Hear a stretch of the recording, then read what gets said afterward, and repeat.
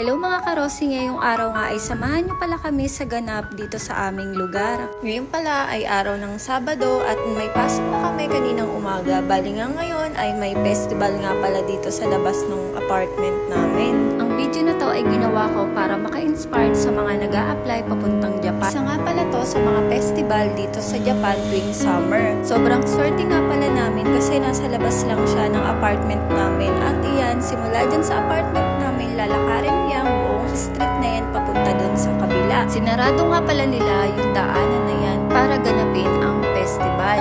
Nakakatuwa nga na maka-experience ka ng mga gantong ganap dito sa Japan. Sobrang saya, para kang bumalik sa pagkabata. Yung napapanood mo lang dati sa anime at ngayon nakikita mo na siya ng personal. At sobrang saya ko nga na may ma-share na naman ako na another experience dito sa Japan na magiging inspirasyon sa mga nag-a-apply papuntang Japan na hindi kayo mawala ng pag-asa. Balang araw ay makakapagtrabaho din kayo dito sa Japan at mai-experience nyo tong mga na-experience ko. Makikita nyo pala ang iba't ibang klase ng pagkain nila na tinitinda dito tuwing festival. Habang naglalakad nga kami ay naaamoy ko na yung mga niluluto nila. Sobrang babango at yung alam mong amoy pa lang ay mabubusog ka na talaga. Habang naglalakad nga kami ay may nakita akong mas. Ito yung nakikita ko dati sa anime. Yan o. Meron nga dyang Doraemon. 6 PM na nga pala niyan dito sa Japan. Pero kita niyo naman, tirik na tirik ang araw. Ganyan talaga pag summer dito sa Japan. Pag summer nga pala dito, mas mahaba ang araw kaysa ang gabi.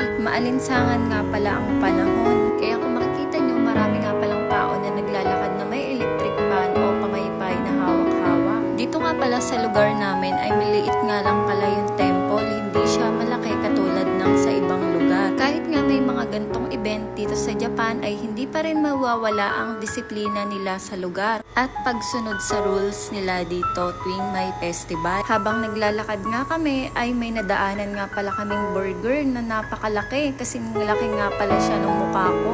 Siyempre, itatry natin yan. Kailangan natin bumili. Bali, naghati nga lang kami ng kasama ko dyan kasi sobrang laki niya. Kita niyo naman, no? 1,000 yen nga pala ang presyo niyan. Bali, 380 pesos. Marami ka nga pala ang makikita na iba't ibang klaseng pagkain. Tulad nga nitong famous na potato na to. Bali, ang tawag nga pala dito sa Japan ay tornado potato. 1,000 yen nga rin pala ang price niyan per stick. Kailangan talaga ay ready yung bulsa mo pag mga gantong festival kasi hindi mo mapipigilan na hindi ka bibili sa dami ng mga nakalatag na nagtitinda ng pagkain na yan. Habang nagbibideo nga pala kami ay meron kaming nakitang 3 batang Japanese na gusto nilang kumaway sa vlog ko. Sabi ko nga, ayan, kumaway na kayo. Bali nga, saglit nga lang sila kumaway kasi nahihiya nga pala sila.